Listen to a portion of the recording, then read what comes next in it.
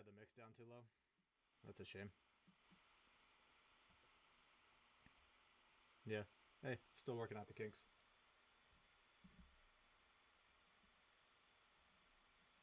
Nothing? What the hell? Alright, let's keep working on this then.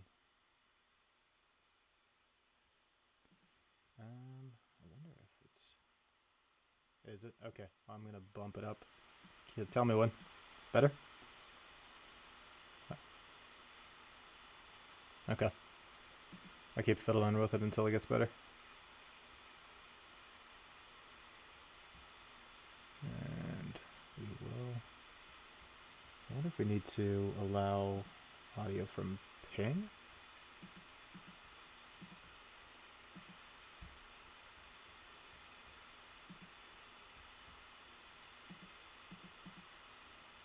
Okay. Oh, nice. Hi. Hell yeah, we're back up to 4. Oh, I love to see it. I love to see it. That's how you know we're actual professionals here.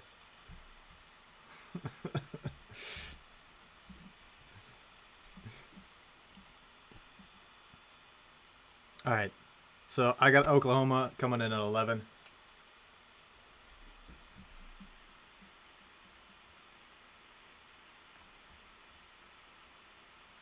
Ooh. Okay.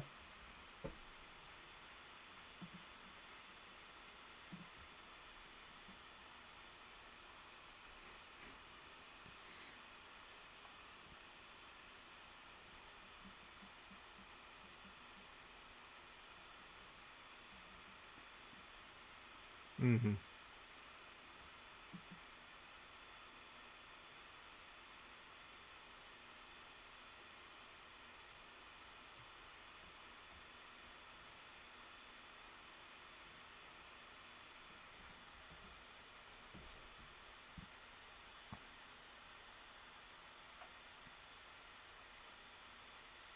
Yep. Absolutely. So, my only bright spot for Oklahoma State, and spoiler, I've got them coming in at 10, is that for the last 3 years, they were top 20 defensive efficiency. And, you know, I think that they're going to continue that hard-nosed defense. Like, that's what they look for when they recruit. That's what they look for when they hit the portals. That's something that they teach. That's how you develop. Where they really struggle for me is offensively, coming in at 60th, 161st, and 146th in offensive efficiency. And I just don't see that getting any better. They added Javon Small coming from East Carolina. They literally saw Tristan Newton play at UConn, and they thought that they could just... Nothing? Okay, let me see if I can get yours going.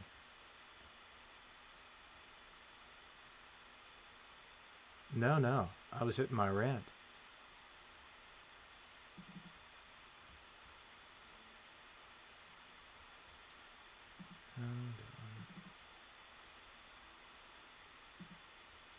Okay. How about that?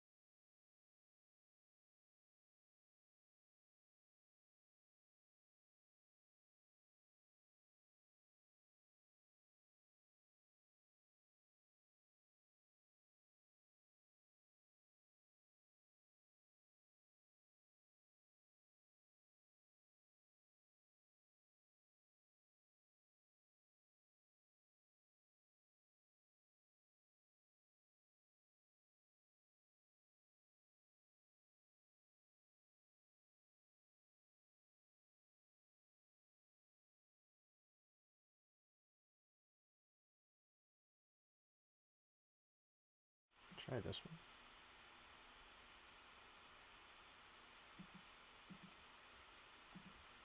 And this one.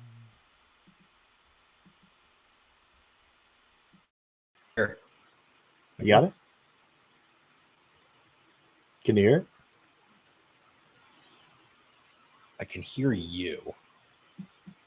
Yeah, I'm controlling my mic on OBS. Oh, okay. It's good. It's good. Oh, that's annoying. Okay. I think we're good. Okay.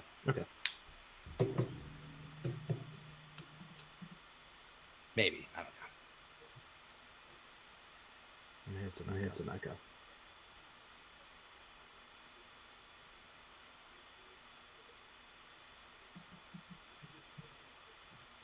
All right. It's playing.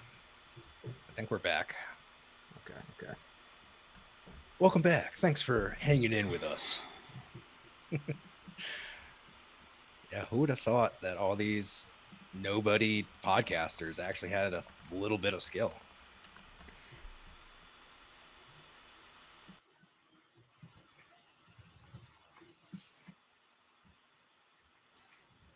Hold on. I'm just going to end. All right. Resuming. All right. We should be back up. Technical difficulties. Gotta get one of those like nice little things that hand up. All right, cool. We're gonna jump right back into it then. We ended up with Oklahoma State. You got them as your 13. I got them as my 10. Like I was saying, I think that they got some defensive chops to them. I think that there are some concerns. They lost Musa Cisse and the Boone twins, so defense is definitely going to take a hit. They're losing a lot of rebounds. They're losing a lot of boards. I do think that they got an interesting transfer. We haven't talked about X factors yet, but Isaiah Miranda from NC State, yeah. Oh, I was thinking Javon Small from East Carolina. I mean, who knows about Miranda? A red shirt, man. A red shirt. Who knows? You can't expect anything from either of them. 7'1" center. He's quick. Like, you know, if he can get there, like, I don't know. I think he's going to be a great defender. And I think that, you know, it fits well with his team. He can step out. He can knock down that three. So, I mean, that gets into, I mean, this team is always a good defensive team. I don't know if it's a coach. I don't know if it's just their brand of basketball, but that's not the issue here. I mean, what were they? 150th in net offense last year. I mean, they got nothing to actually score with. All these Big 12 teams are good at defense. You need the offensive, you know, push to actually do something. We're not talking about we're not talking about the top of the Big 12 here. I'm differentiating 10 from 11.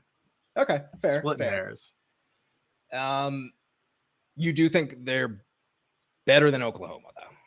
I do. And that surprises me. This gets into a question because I feel like it's kind of a double standard. Some teams I apply it to, some I don't. What's better, a good incoming class or a good transfer class? I think big transfer class for me.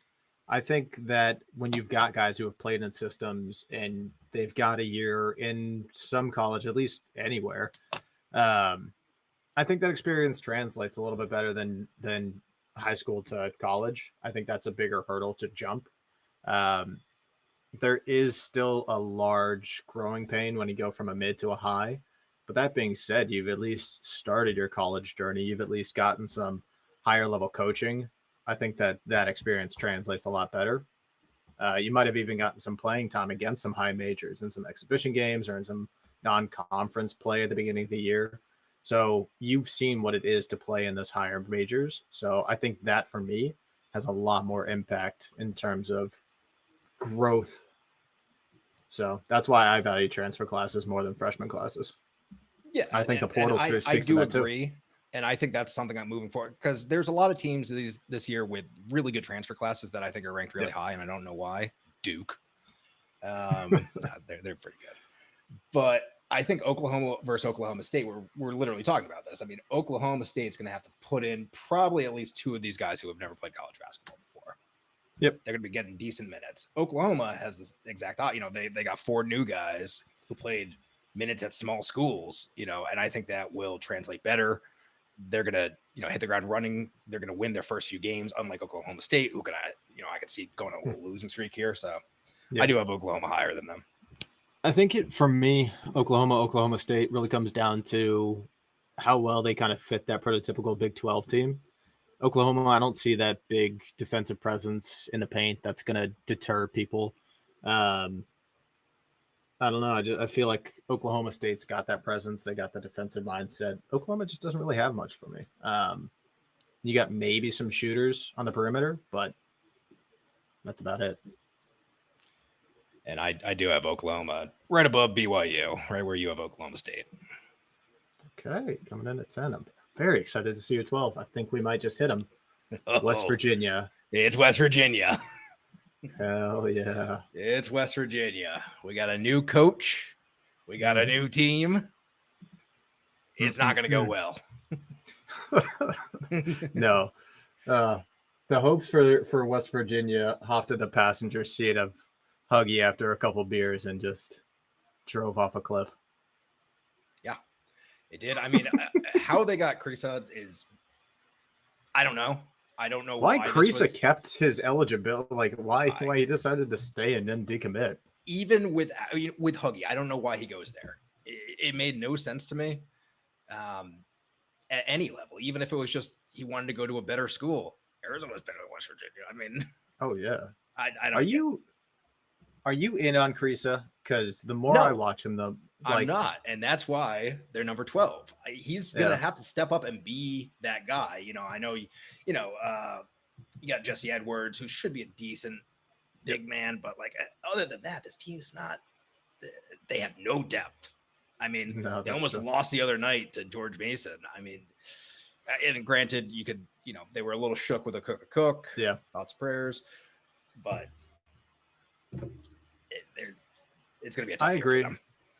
I agree. I think Krisa's got that kind of he's that boom bust player, right? When he's hot, he's hot. When he's cold, he's real cold. And I don't know if he was hoping Bob Huggins would help him rein it in. But from everything I've seen and heard from Josh Eilert, I don't think he's the guy to help him figure out how to be a consistent player. And it's, it's tough because Krisa could be a really solid guy who averages double digits. He makes smart plays with the ball. He facilitates, but there are just those nights that he disappears. It's the same reason why I don't like Illinois and TSJ. We saw it, when we were talking about that exhibition game. They can blow up for 30 points, but they can also have a night where they barely crack 10. So that's where he falls apart for me. In terms of other pieces to get excited about, I think you can maybe make a case for Raekwon Battle, solid defender, athleticism. We were watching that George Mason game the other day, and I thought Slazinski, he looked pretty solid. He could step out. He could hit that three. He wasn't afraid to hit the paint. Might be something there. I was thinking that a Cook was honestly going to get more playing time than him, and he was going to slot into the 4.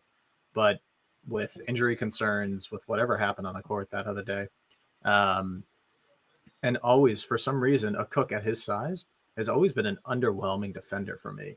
He just, it's too slight. He's slight build. Yeah, he can block the ball occasionally, but in terms of really holding presence in the paint, he just isn't that guy. Ultimately, where this team falls short for me is the coaching. I don't think they get it together.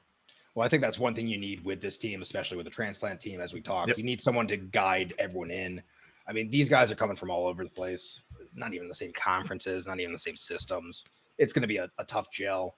I mean, Krisa is your kind of go-to guy here. I just don't know if he has anyone to facilitate the ball too. Yeah, absolutely. If you have a good defensive team, you can lock down this team pretty easily. Yeah, absolutely. And I think that they want to play that 4 out, 1 in kind of ball, but I don't think they have the pieces to stretch the court to make that a possibility. So I think they struggle. But I think they've got enough firepower to put them ahead of an Oklahoma State, which is why I got them at 9. Yeah, I mean, this is really when we're getting into the teams that could be all right, but these teams are not going to be good. Okay. Getting into the first team that I do think could be pretty good and is my sleeper team for the Big 12 is Texas Tech. Racist. No. What? They got rid of him. He's no longer here. Instead, we have the wonderful Grat Mescaland from our favorite University of North Texas, coming off a solid win in the NIT.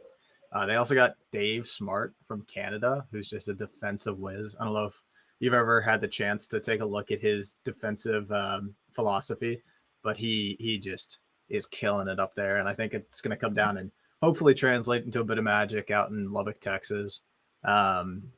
Like you said, this is a total transplant team, though. They've got 7 out of their 9 starters leaving.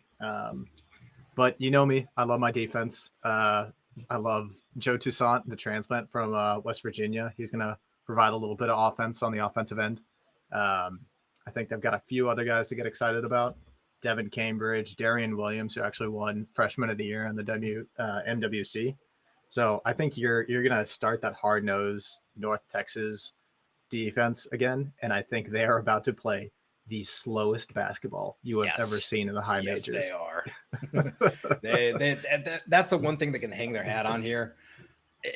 It's a team that has to completely reinvent themselves. I think that's really tough to do. Top to bottom, they completely different team.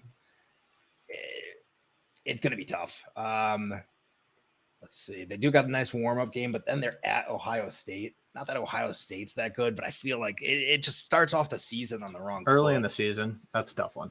It's tough. And that's a team they should probably end up beating at the end of the year, but I don't think they're going to be able to gel in time. And then by the time you get to Big 12 ball, they're going to lose to a lot of teams. I have them at 9. So not too far off from you there, but I think they are the last team before the gap where these are teams that are going to struggle.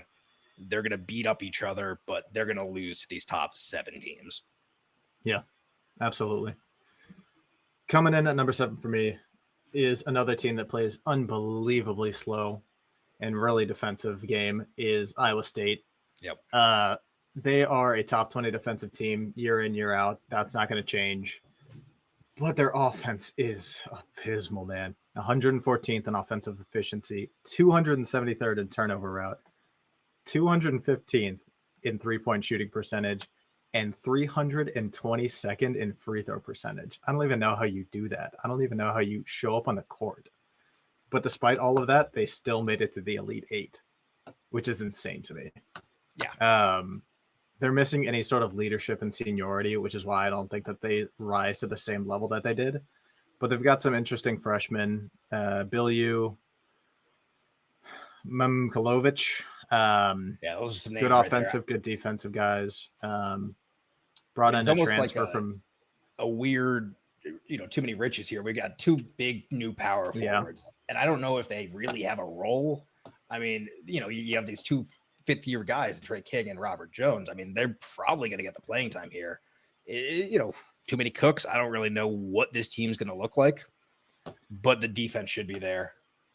That's for sure. Always will be. And then they're going to have to find some scoring. I mean, 3 top scorers last year, 4 top scorers last year, gone. Where's that coming from? That's going to be the issue. I don't know. I really don't know. Yeah. Hopefully they added Keyshawn Gilbert from UNLV, shot 39% from deep. Well, this is going back to the transfer talk. These guys should step up and play right away. And is that better than these new recruits? Maybe, but for sure. Wofford, UNLV, and Buffalo, these are some question marks, teams. Will this step into the Big 12 basketball be too much for them? It's a tough one to make. It's honestly, it's we'll see. We'll see how they adjust. Are they your 7? Yeah. I have a feeling we're going to agree more than less now. Interesting. Because I actually think this next one you are not going to agree. Oh, yeah. No, I don't like this one. I got going here. My number 6 in the Big 12 is Texas.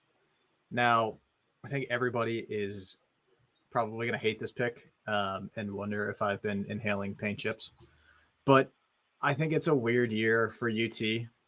I thought Coach Beard leaving last year, they had some weird rally thing, and then they had a pretty solid end to the year, and they could have gotten to the Final Four if Disu could have stayed healthy. I think that was an absolute finish.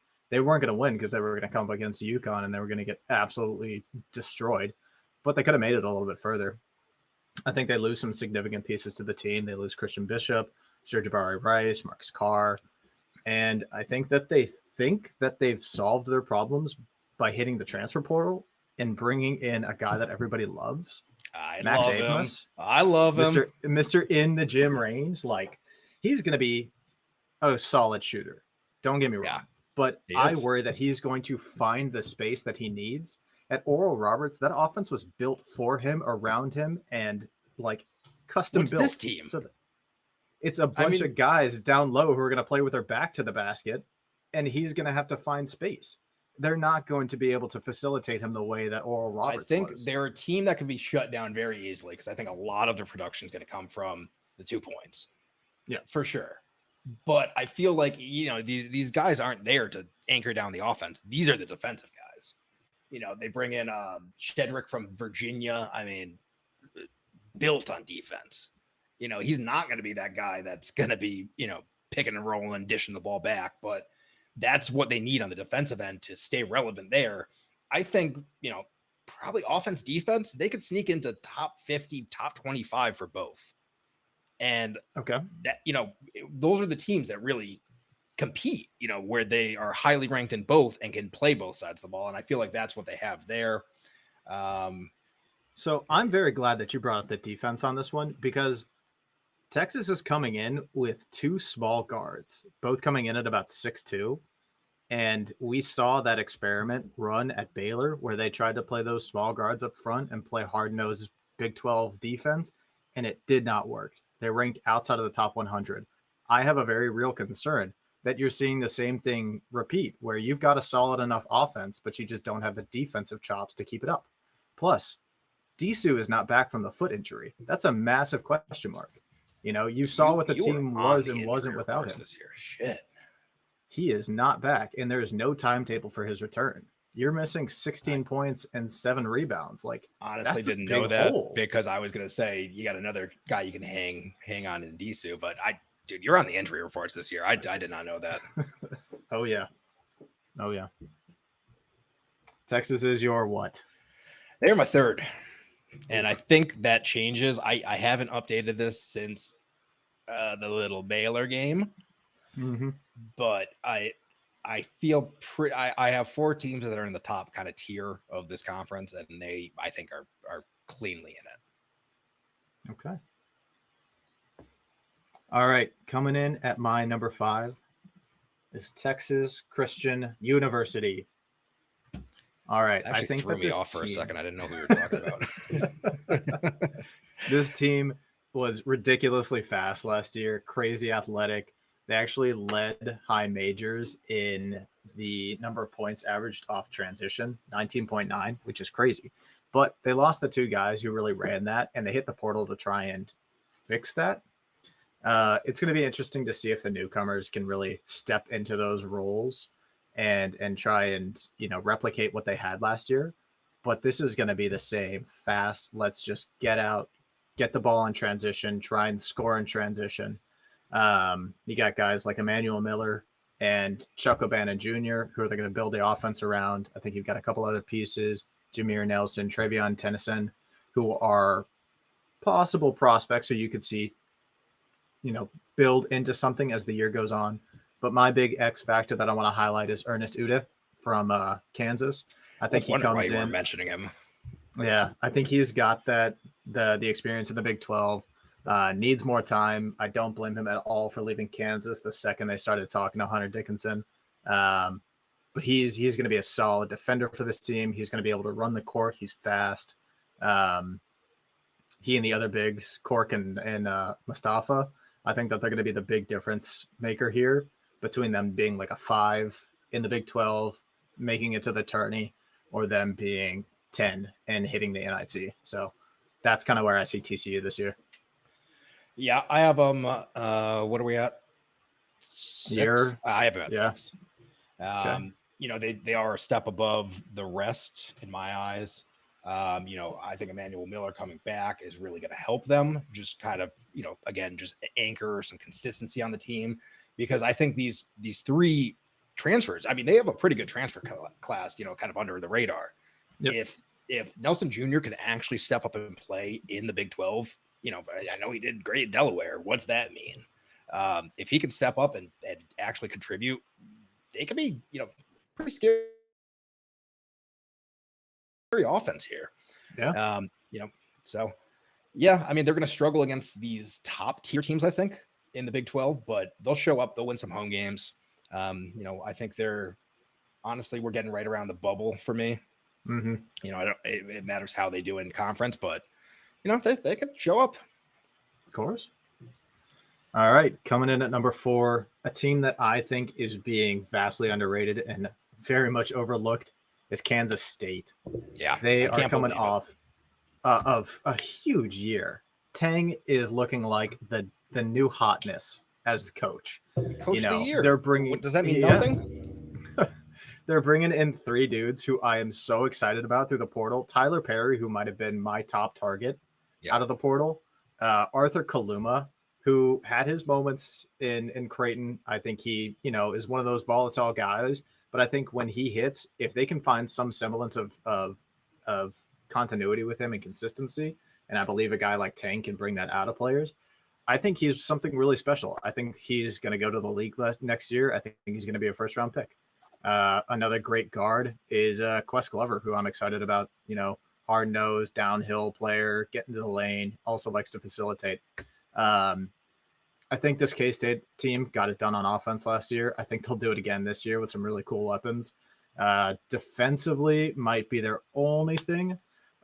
Quest and Tyler Perry are coming in at 5'11", and they don't really play with a true big. They got 3 forwards, so undersized lineup for me makes me wonder. Same issue with Texas. Yeah, and I think this is kind of what separates these top tier teams from the rest of them is they do have these big men who can take over a court. They don't just have these 2 guards that run and gun. I think that could make for some explosive offense, but this is what keeps them away from that top tier. Mm-hmm. Again, Tang is going to keep him relevant. I think he developed. It's clear he develops players well, and he keeps them motivated. So just by that, I think they're going to just edge out a few games in conference just because they have that clear Kansas State way of basketball. But again, they're going to struggle against these top teams. Yeah, I could absolutely see it. But, I do think that they're here at the end of the year. I think they're here in March. I think they're coming in with, 4, 5, 6 seed.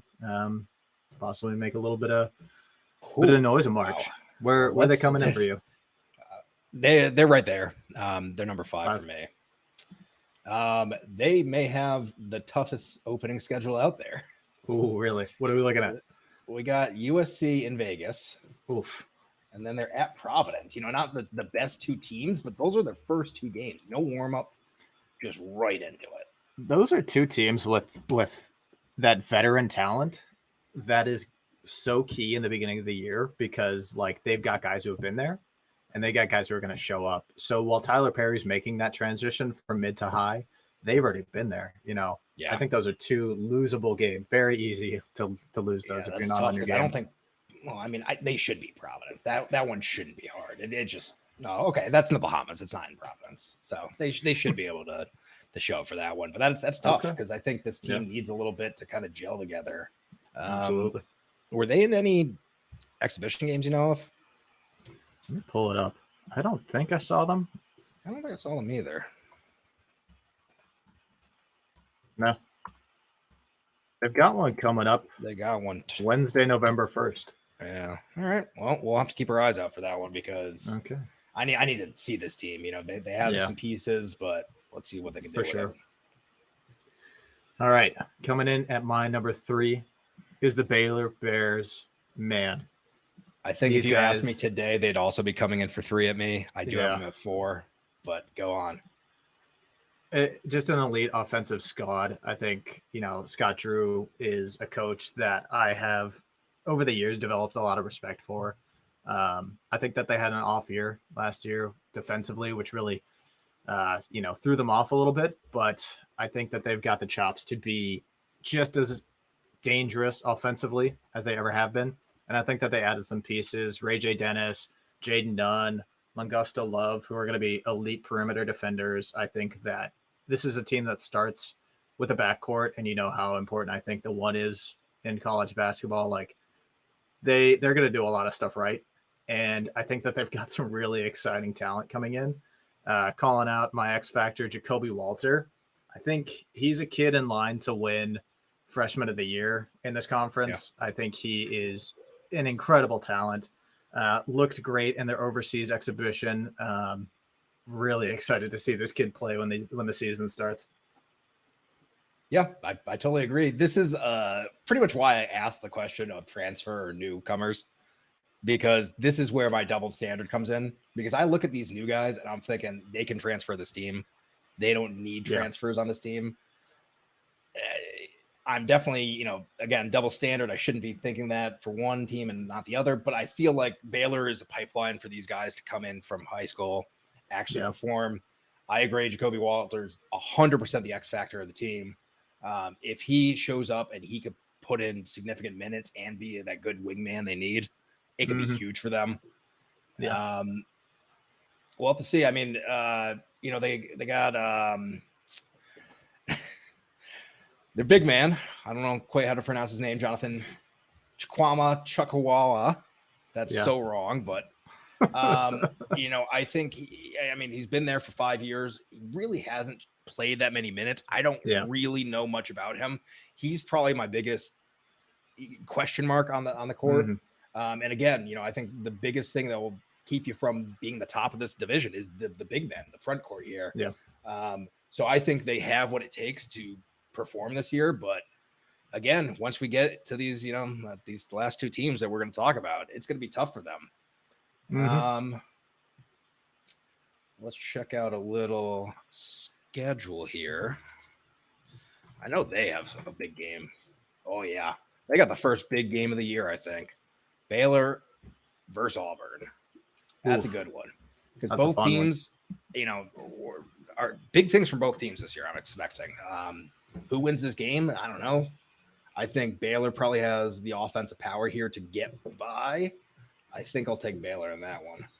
I think I'll take them as well. I think Auburn. And then, they got Michigan State and Duke back-to-back away games. That's going to be a tough one. Man, he was not messing around with that offseason or that out-of-conference schedule. Nope. After last year, they're like, we will be a top, thought-about team here. Absolutely. He wasn't messing around with any sort of bubble, anything. No, not okay. That. Should we blow everyone's minds and reveal our top two rankings here? Yeah, right. I don't think anyone sees these coming. I got Houston at number 2. Big surprise.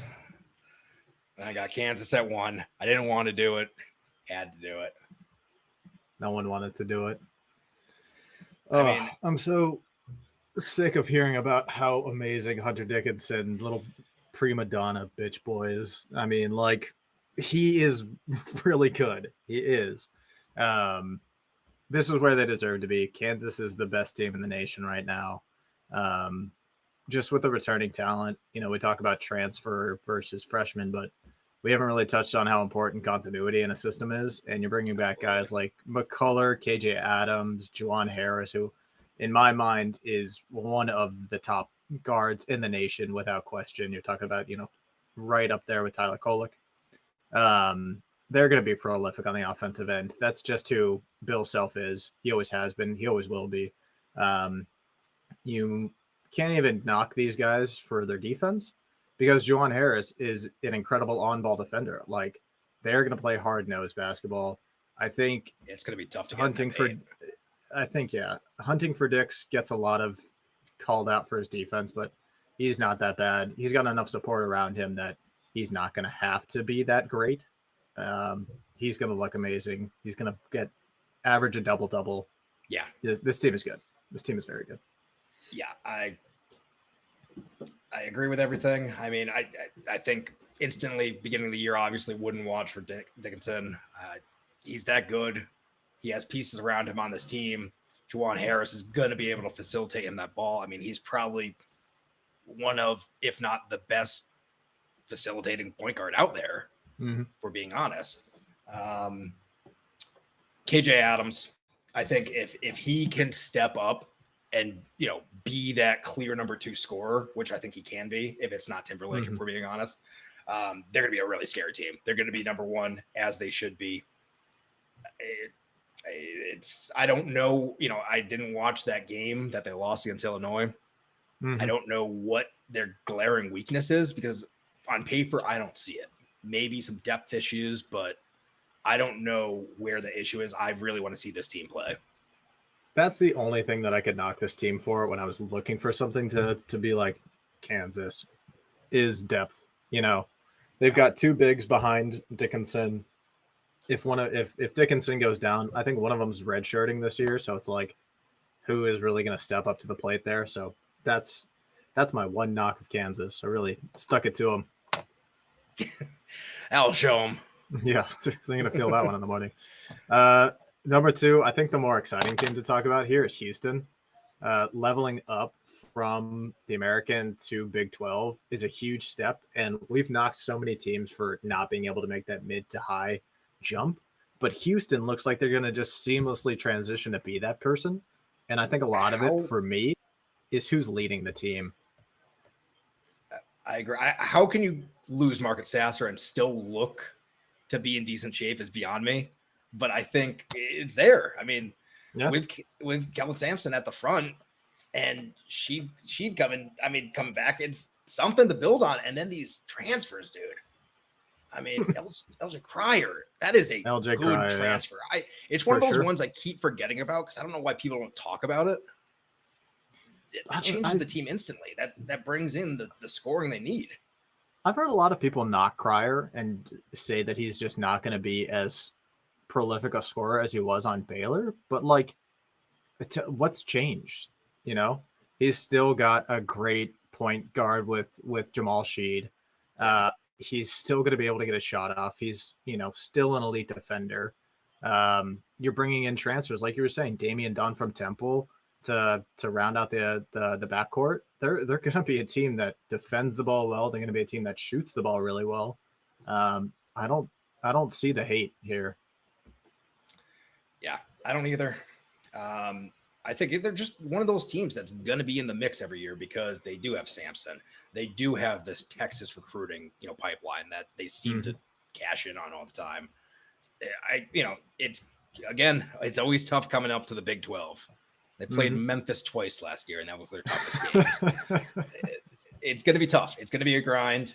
I think Houston is a team that can step up and perform. Absolutely. All right. And that rounds out our Big 12 preseason rankings. I've got Kansas, Houston, Baylor, Kansas State, TCU, Texas, Iowa State, Texas Tech, West Virginia, Oklahoma State, Oklahoma, Cincinnati, BYU, UCF. You've got Kansas, Houston, Texas, Baylor, Kansas State, TCU, Iowa State, Cincinnati, Texas Tech, Oklahoma, BYU, West Virginia, Oklahoma State, and UCF, man. It's going to be a tough year to be a Golden Knight. Yes, it is. All right. I'm pretty sure we're going to have similar answers here. Who's your regular season Big 12 champion? Contrarian here. I think I'm going to go Kansas. Yeah, I think they are going to easily win the regular season championship. I think they're going to clean up in the Big 12 conference play. They do have a tough schedule to begin with, but they're going to be able to match up against it. Yeah. When we're talking about conference championship, I think this is going to get really messy. It's going to be a dogfight out there. I think whoever's hot in March is going to get it. Honestly, out of these teams who who can really step up and be like end of the year, develop into that team, I think Baylor is kind of primed to look to make a good run in March if they're healthy and they can develop these players. So I would say, they can give them a run for their money there. They're interesting. I like the choice. I think they've got some depth on their team where they definitely can. We were talking about the bigs out there. I think they've got another guy, Yves Missy, freshman coming in who has tremendous ability and talent. And, if he's one of those guys that you can develop, he could be the best defensive big of the nation. Like, that's how talented these kids are. I don't think we talked about this when we talked about Baylor, but just a quick, other than Jacoby Walter, who's going to get playing time instantly, it's crazy how they have Miro Little and Yves Missy, who can come in and have great playing time. I mean, what are they? They're ranked 837-53. This is a great recruiting class, and it spreads out the depth of the team. I mean, they're covered absolutely from point to the center. I mean, and if they're all healthy and developed, they're going to be scary. I agree, which is why I think Baylor is my choice for the conference tourney. I think that they've got the depth. I think that they've got the manpower up and down this roster to make a deep run in March. And they've got the coach to develop the talent. I think that they're going to have a solid year. All right. And that's some Big 12 talk. That's some Big 12 basketball, baby. I mean, obviously the sky for the Big 12 is, again, you get 8 teams in the tournament and they can have a champion this year. I think probably the most pressure on a conference this year just because of the new additions and the expectations, but they're going to show it. But just looking at this list, this team is this conference is easily going to send 1, 2, 3, 4, 5, 6 teams. You know, if Iowa State and Texas Tech put it together, we're talking about 8 teams in the mix for getting bids to the tournament. This is insane. Like, there's so much talent here. There's so much to be excited about. It's going to be such a fun battle. It's really annoying that you have to, watch them on a special network, but that's a different conversation. Let's save that. Tell them why you're mad for a different day, because I'm mad. Yeah. I'm mad. All right. The next one we wanted to jump into today is going to be the Pac-12. A little bit of hype around the Pac-12. Quick moment of silence for the Pac-12. Pour one out. Pour one out. We'll be thinking about you. You're in our thoughts and prayers. Yes. Gone but never forgotten. Bill Walton might hurl himself into the Oregon River. Yeah, someone can we get a health and wellness check on Bill? I haven't heard from him recently. He must be going through it. I think we need some eyes. All right, we're gonna set a line over under number of times that Bill Walton cries on national television talking about the Pac-12 getting dissolved. I'm setting the line at only about it getting dissolved. Yes. What if he, reminiscence about the Conference of Champions? He'll cry during that. He'll cry about the Pacific Southwest. The trees, man, they're so beautiful. Dude, just the desert's one of my favorite climates. How is it not yours? Yeah, dude, I don't know. Let's get into some Big 12.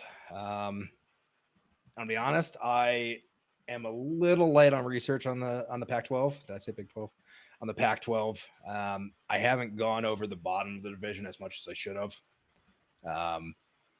Granted, I don't know if that's necessary because the bottom of this division is going to be irrelevant. Yeah. So I'll let you start and I'll kind of chime in. But I really have 5 teams I want to talk about that are on the top, and I think the rest of them fall a little short. I think that's probably a good call for this. It is honestly, it's a weird year for this conference because they are in many ways going to be more relevant than they have been in some time. It's the weirdest thing that as they're fading in football and basketball, they're somehow relevant. Everyone wants to talk about the Pac-12, and I think that you're going to see a couple of really special teams and really special players come out of this one. But as a whole, they're going to be pretty underwhelming again. Yeah. Coming in at my number 11, Oregon State. There's not a whole lot to get excited about in Oregon State. No. I think if you dig into some of the offseason stuff, you can talk about Oregon State's, weird position with the NIL. They're stuck in a state where they're always going to be constantly overshadowed by Oregon and all the Nike money coming in. It's just hard for this program to get anything off the ground. I will give them a little bit of props here because they turned inward instead of griping and complaining about NIL and transfer portals. They said, let's get a really solid freshman class. Let's develop them. Last year we saw them derail due to injury, but this year they're coming in and hoping to have a really solid sophomore campaign. And, cross my fingers, really, really hoping that they can come up with something, because there, like I said, are some bright spots here. Jordan Pope is a really special player. He's athletic. He's dynamic. Or spot? Because Pope is the spot. Spot, yes. Yeah. I think he's had to carry an immense load for just a freshman and now a sophomore. Hopefully some of these other pieces can step up and really start to contribute, but not a whole lot. It's one of those things. They didn't show me anything last year. Yeah. And there's not much change this year. I mean, we have 0 transfers. We have 1 incoming freshman. If they couldn't prove it last year, what's changed this year? I don't think time is the thing that helps them. They're at the bottom of this conference again.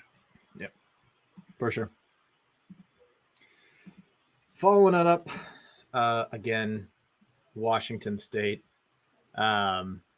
Not a whole lot to say about this team either. I mean, yeah, bottom of the conference. You got any notes?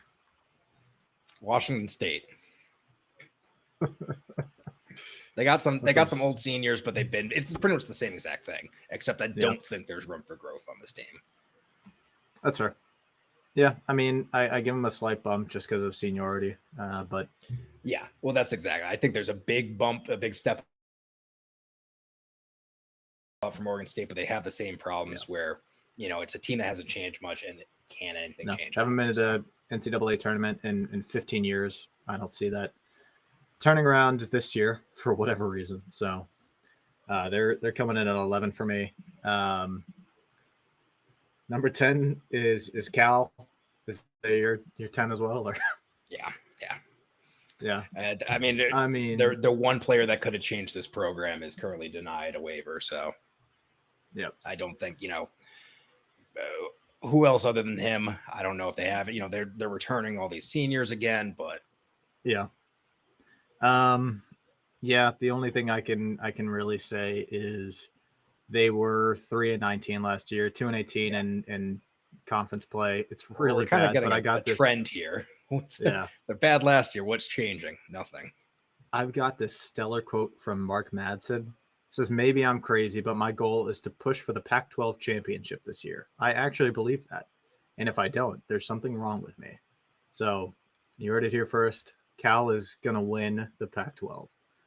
I guarantee you, somewhere out there, Bobby Hurley has said the same thing word for word about Arizona State. I mean, Bobby Hurley is on the hot seat, man. He's got to say whatever he can to keep that job. Well, he is, but it's just like this. It sounds like he's in the Hurley family. Like, yeah, like just there's no reason for that confidence. Yeah, the only bright spot for this team is going to be the 2 Texas Tech transfers. You've got Fardaws Amik and Jalen Tyson coming in, but other than that, they're going to struggle offensively. They're going to struggle defensively. They're going to get bowled over by the big boys in this conference. And they're going to end bottom of the league, and they're going to keep their coaching staff for whatever reason. I cannot figure that one out. Next up for me is Arizona State. We were just talking Bobby Hurley. Bobby. The lesser of the Hurley brothers, but he lost 9 players this offseason. Which is really tough. He headed to the portal to reload, but when you're Arizona State in a Pac-12 conference that's dissolving, it's really hard to bring in any big names. They've got Frank Collins back from last year. They've got Jemiah Neal coming in, 6'6" guard, solid defender. He can't really shoot. This team really is missing any sort of offensive anything. So the one guy who could maybe come in and bring some depth and some perimeter danger is Adam Miller. But again, he's waiting on a transfer waiver. So we don't even know if he's going to play. There's one guy, Sean Phillips from LSU, put up a double-double against Georgia in the SEC tournament. He's a 7-footer. He's big. He's athletic. So maybe there's something there. But there's just no offensive pop in this front court. Hurley might be looking for a job next year. Yeah, I think so too. I think he's working on a lot of goodwill from that last little, year. Yeah, outlier. So he's gonna keep his job, I think. Yeah, and I think he's gonna try to make this team a defensive force, and I just don't think they're there. Mm-hmm. I really don't have much to say here. The lesser Hurley. Yeah. All right. Coming in at number 8 for me is Stanford. Stanford, they've got a nice little freshman class coming in here. They're flirting with themselves. They're thinking maybe this is their year.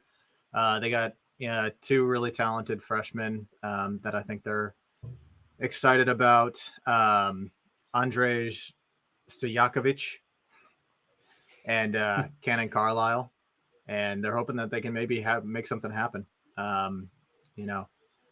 Maybe they can, maybe they can't, but it all starts at the guard position, and I like that that's where they're building from. It's worth calling out that they actually also did land Jared Bynum from Providence, so that's kind of cool. Yeah. So that's why I got them. We're starting to maybe be a little bit relevant here. This is my same territory, and I actually haven't been able to rank these 2 teams. I have 2 teams. Stanford is one of them. Utah's the other one, and I'm having a hard time placing them. Yeah. I think I want to put Stanford ahead because I think they have more depth as a team. I'm going to put them at 7. Interesting.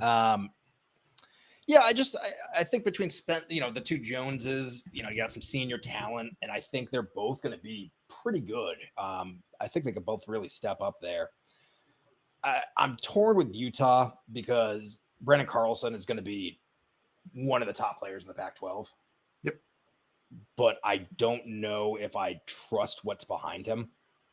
You got Worcester coming in. That's literally all they have there. They got some old guys. Is one man enough to lead a team at 7 feet? Maybe. But I just don't think they have the pieces around him to really compete. But they're going to be one of those teams that if you don't have a strong front court, he's going to bully. That's fair.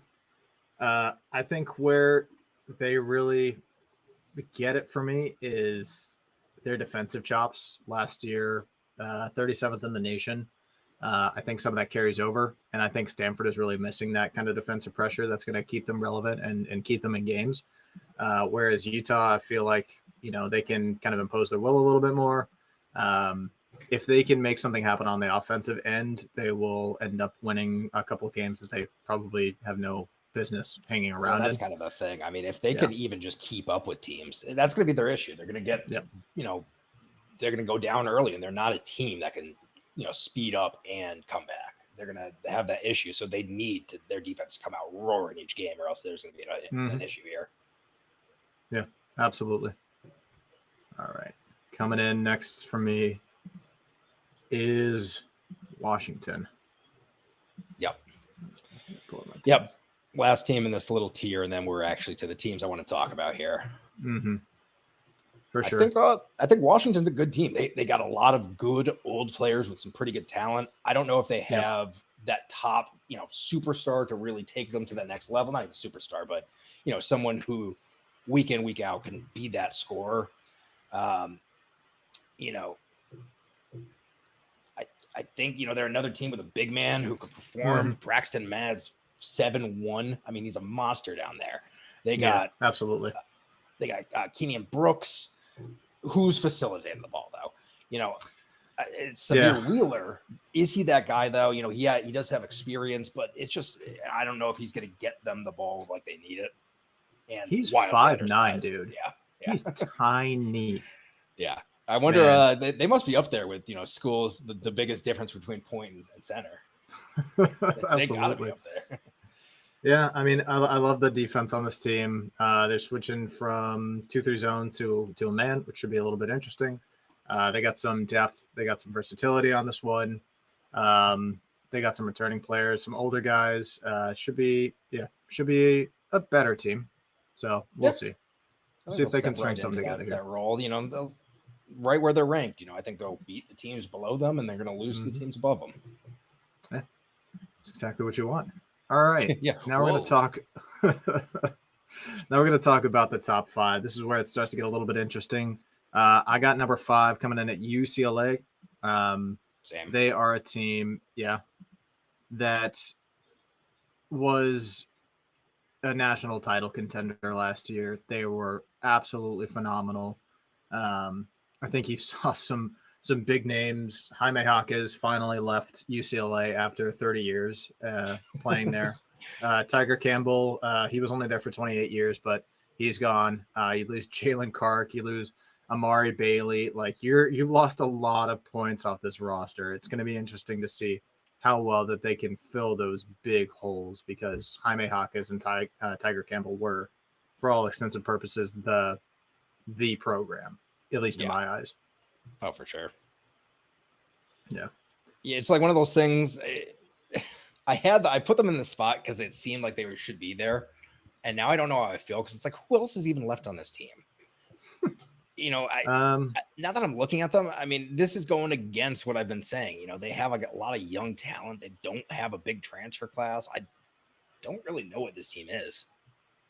Yeah, I think the bright spot is maybe Adam Bona coming back sophomore year. They're hoping absolutely. that he can make a big step. I think they need him. I mean, he's probably. I mean, there's again not a lot of depth here. Hopefully some of these young freshmen could step up. But I mean, what, Laser's probably their number 2, which is a sick name, by the way. I don't even know if that's actually how you pronounce it, but I'm gonna pronounce it Laser. It's Lazar. Yeah, I figured. It's probably something like that. You're really hoping that you hit on a lot of guys. You're hoping on Stanokovic.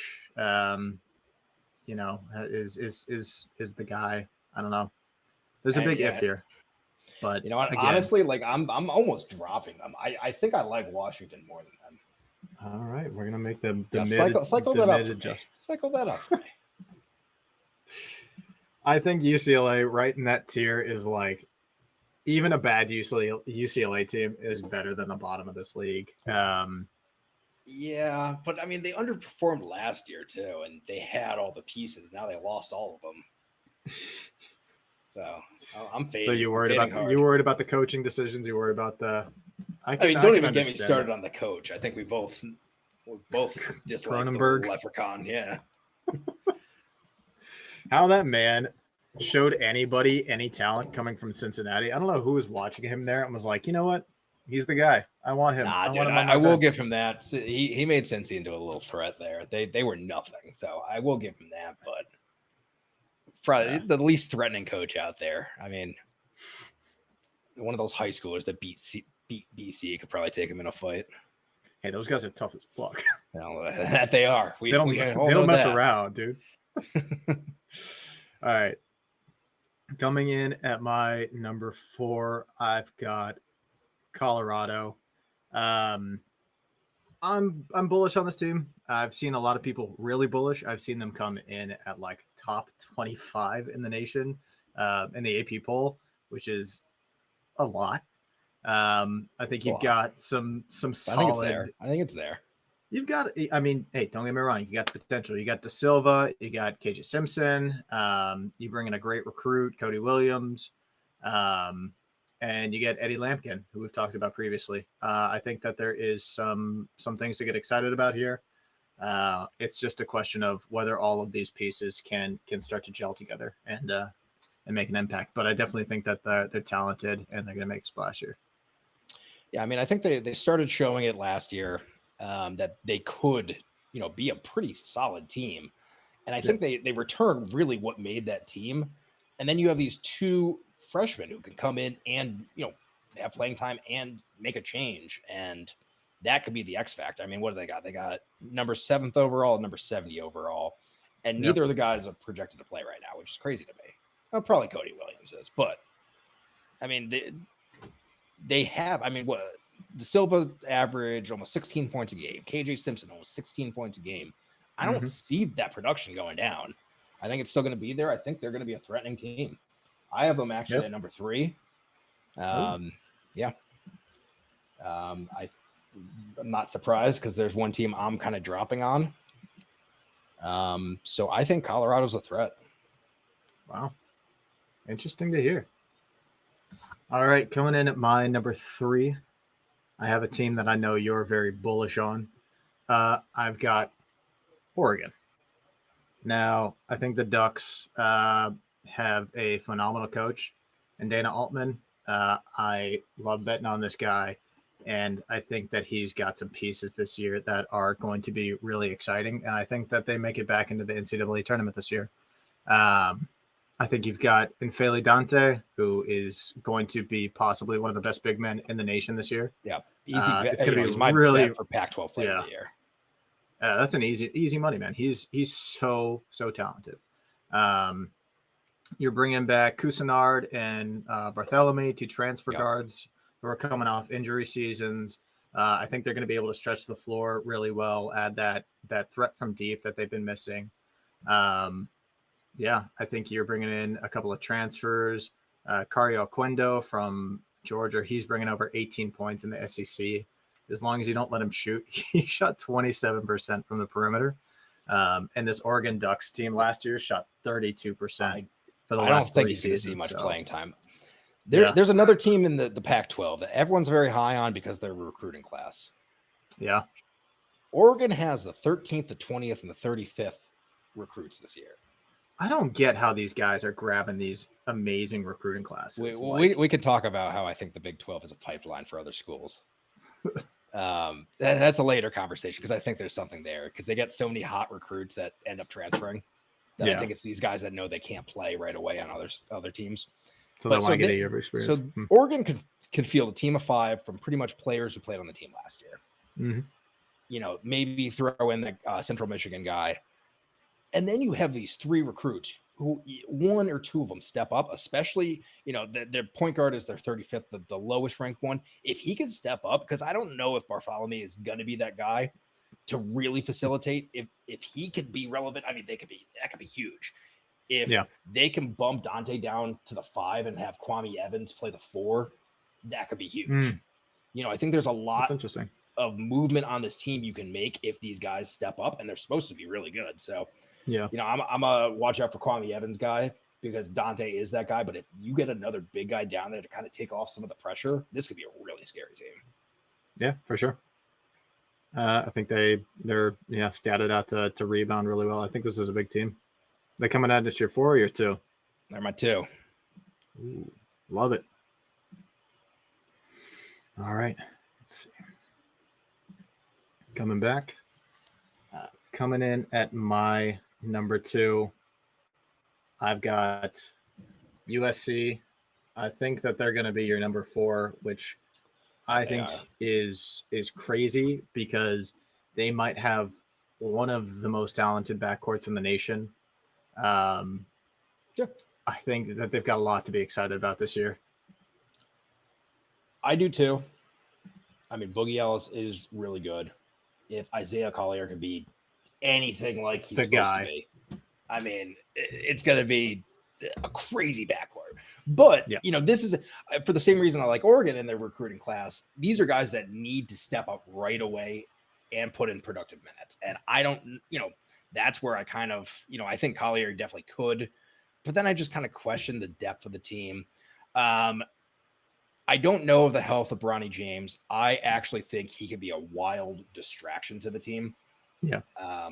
I think he's a little overhyped, which of course he is. Mm-hmm. But with Collier and Ellis, I don't think he really has a role on the team. If they're forced to kind of play him because the fans are, you know, rooting for it, I think that could honestly hurt the team a little bit. So maybe him taking a step back isn't a bad thing. It just is a team that I just nothing like jumps out at me because it's a great backcourt, but I don't know. I'm fading on them, and they're one of those teams that everyone has high, and I just don't really get it because I see the same things in Colorado and Oregon. So this may be a little overcorrection on my part, but I think these 4 teams really are, you know, kind of similar here. So I'm okay with my That's fair. I think when this team is healthy, I think you got a lot of weapons. You got a guy, Joshua Morgan, who's an elite rim defender. I think you've got an exciting transfer in DJ Rodman, who's Joshua going to Morgan slot is in a the nice X four. factor. If he could really step up in that me. 5, that could be huge. I don't know if he can perform with the other big guys in this conference, but we'll see. Yeah, him and Ichiwuku, for me, he's another guy who, if he's healthy, I think he's an incredible weapon. But that seems to be the question with this team is health. He's got back surgery, heart attack. Bronny's coming off the cardiac issue. We really don't know what's going to happen. Who else is the heart attack? Dude, do you not remember that last year? I remember Bronny. There's another heart attack? Oh. Yeah, they had the 2 heart attacks. That's right, dude. The defibrillator got used within Holy shit. Oh my god. 12 months of each other. It's the most that's the hardest working defibrillator in the entire NCAA. Yeah, no kidding, dude. Hopefully they shook that off and can get some health this year, I guess. Yeah. I do like Boogie Ellis. I think he's an entertaining player. If Collier's that guy, they will be an entertaining team. So for sure. I mean, the top of this division is going to be fun. This is good, fun basketball. They're going to send the conference off with a bang, I think. Yeah, I think so too. I'm excited to see it. Both of our number ones coming into Arizona. Not even a question for me. This is going to be a top 25, top 10 team. You're looking at one of the best coaches to do it. Tommy Lloyd. I looked up his record. He's 61-11 in Arizona. I couldn't believe that. I actually dug into the record more because I thought it included like his prior coaching or something. Yeah. You do lose big pieces in Tubelis and Kirk Risa. We've already talked about him, but I'm not too worried about depth or players here. The only guy that everyone wants to talk about that I don't necessarily really like is Caleb Love. I think he's one of those hot and cold kind of guys.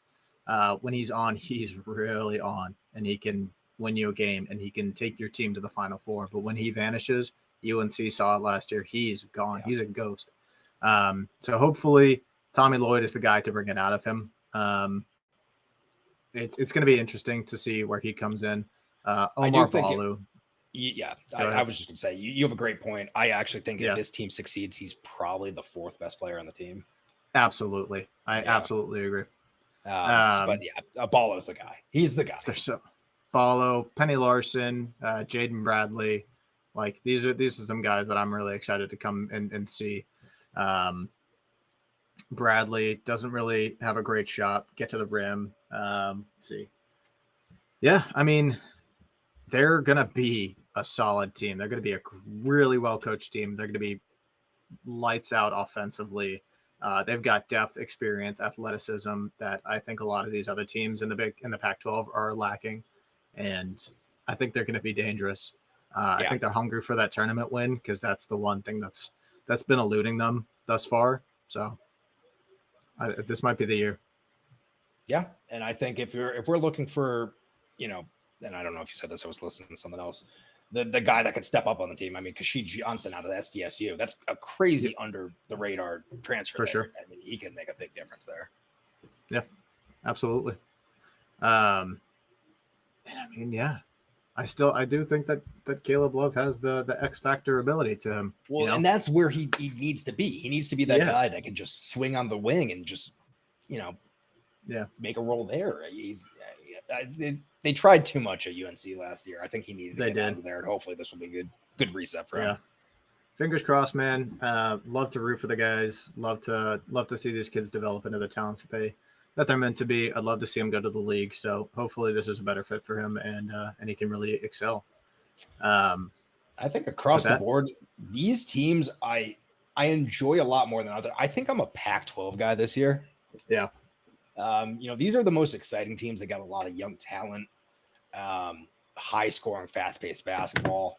Yeah. I'm looking for some of these teams to step up and make it in March. I don't think they're going to be as deep as these other conferences. I think probably their ceiling is 5-6 teams. Yeah. Which, wouldn't be bad for them for the final year. Who do you got regular season champ? Zona, baby. Easy money. I agree. I think with Paulo, they'll be able to kind of roll.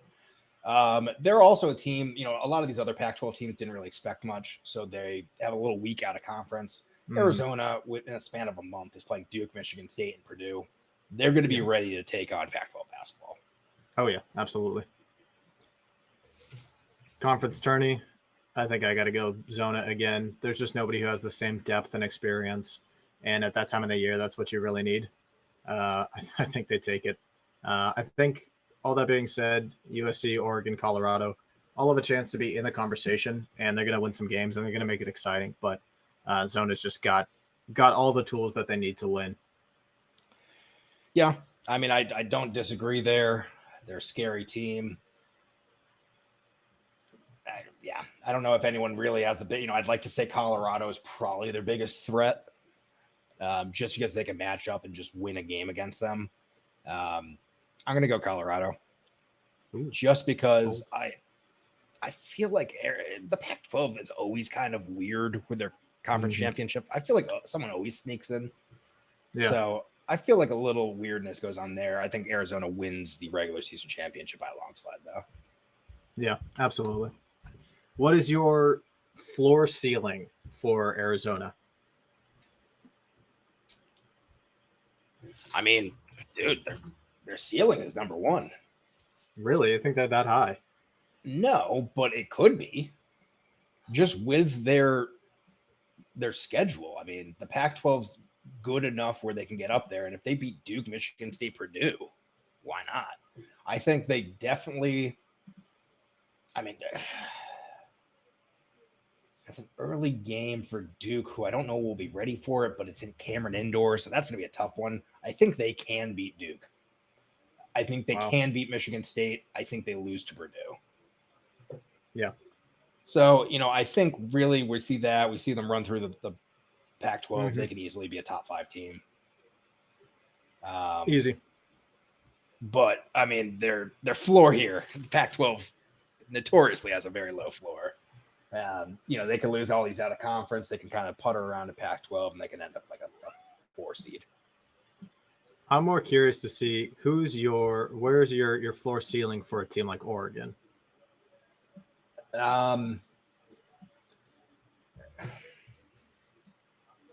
Is that a trick question?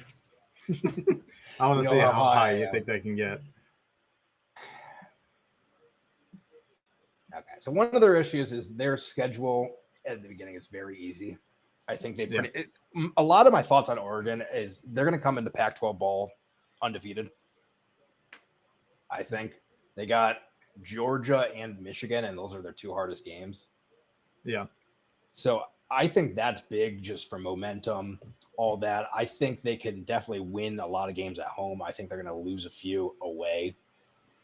So I think their ceiling is probably like a 3 seed, 2 seed in the tournament. 2 is a little high for me. I think I'm around. Well, that's what I said. Yeah, I kind of stopped on 2 because I don't think they're going to have the strength of schedule to get there unless they home away Arizona, which I don't think is going to happen. Yeah. So, yeah, I'll put them right around there. I think they're a tournament team. I think we're going to see Arizona, Oregon, and Colorado come March. I hope so. I hope Pac-12 can send a little bit of representation. It's been a little wanting these past few years. Arizona State with the quick win in the first floor and then the quick exit was sad. You hate to see a Hurley boy lose, but hopefully a little bit more light. I like rooting against him.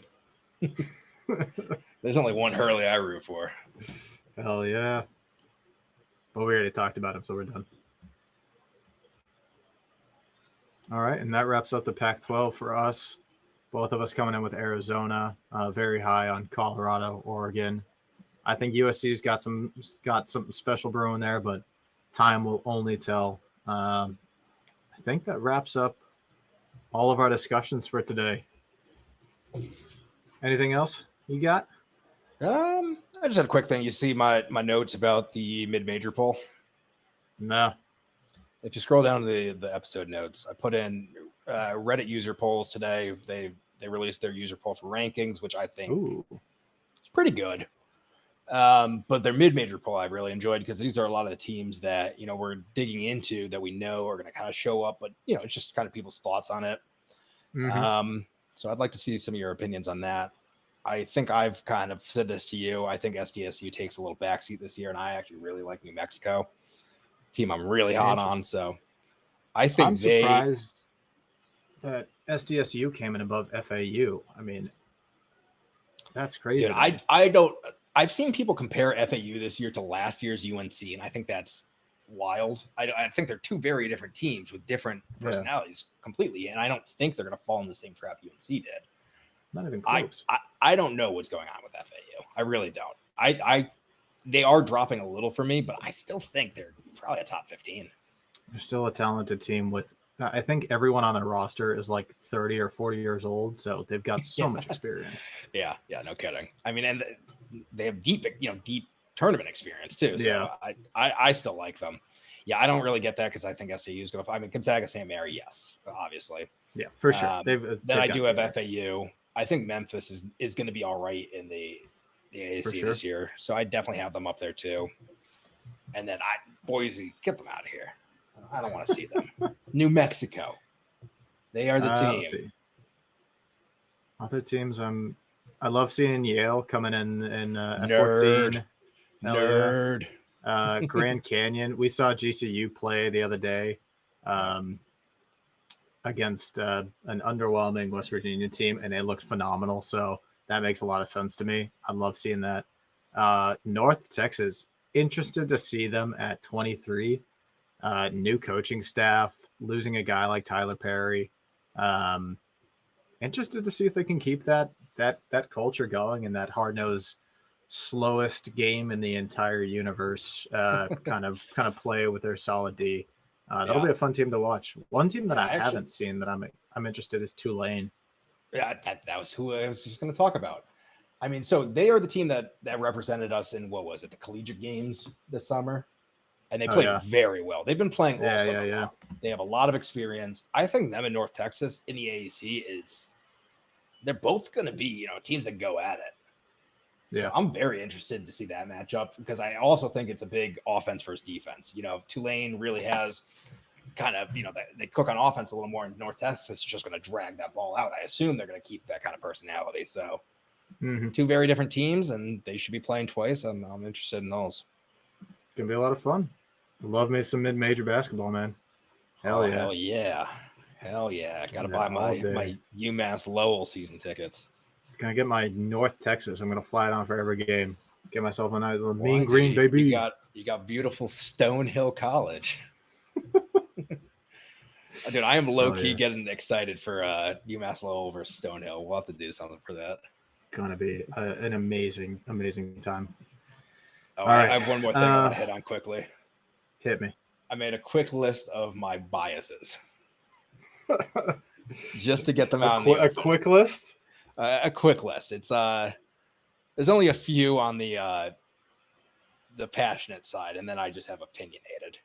Number one, you got to look at the wall. UConn, love them, but on the same page, Duke, fucking hate them. Will always hate them. Beyond that, some teams I'm high on this year. I'm Michigan State. I like Michigan State. Big East in general. Big Shaka Smart fan. UMass Lowell's the shit. Teams I hate: Texas, Rick Pitino, Louisville. I'm surprised you ranked Texas so high after you've just absolutely dunked on him every year. Down horse, that's disrespectful. I don't give a shit. They're gonna sue you. Yeah, they probably will so hard. I'm gonna get boycotted by the Big 12. Get my They're gonna show up at your door with just a bunch of lawyers. Some other ones. This one's a little tough for me, but I have to say it. If we're ranking the top 3 teams, I like Kansas. I hate Purdue. Yeah, I've never been high on Purdue. It's fine. And then some random teams this year. I like Maryland, New Mexico, Oregon, Texas, Arizona. Teams I hate: Mississippi State. If they're in your top 25, you should have your voting rights taken away. And St. John's. Okay. So those are some biases for me. I gotta get mine going. I think right now I'm feeling really biased towards K-State. I love them. I feel bad that they've been shunted.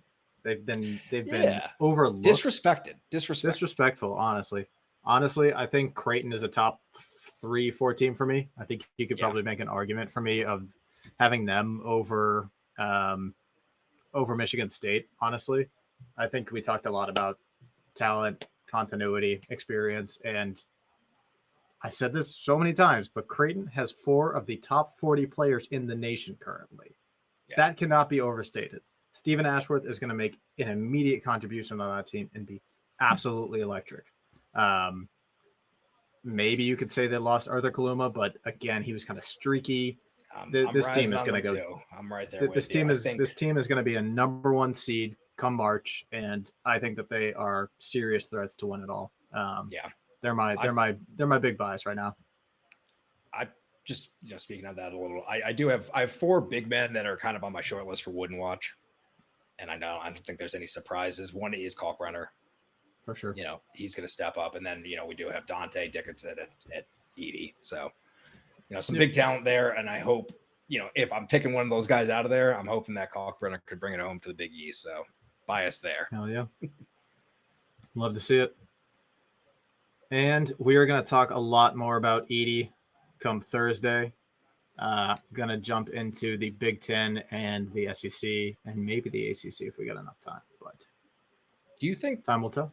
Edie's children are going to be eligible at the same time he is? Because I think we're coming close. How old is this kid now? 16, 17? I think. I mean, he at least has some facial hair at this point. I thought I saw a picture of him taking his driver's license test last year. Dude, if he ended up being like 38, I wouldn't even blink. I'd actually be impressed. He's just got that like a piece of paper with a crayon. I am 13. I am 13. God, that movie is awful, but that scene is hilarious. That scene's gold. All right. Well, that was talking basketball. I think we're finally getting into it a little more, getting our opinions stated. My itch is finally getting scratched. I mean, even just these exhibition games are just so good. Oh, man. I'm buying every weird network, SEC network, Big 10 network, Big 12 network. Sign me up. I'm watching every single game. So excited. Can't wait. Yeah. Going to be a hell of a year. Going to be maybe the most exciting year. 181 games. 181 1 week from today. 181 games. That is I can't wait. Music to my ears. Only one matters though. Go UConn. Go Huskies. All right. I will talk to you later, man. All right, man. Good job. Good. That's chasing banners.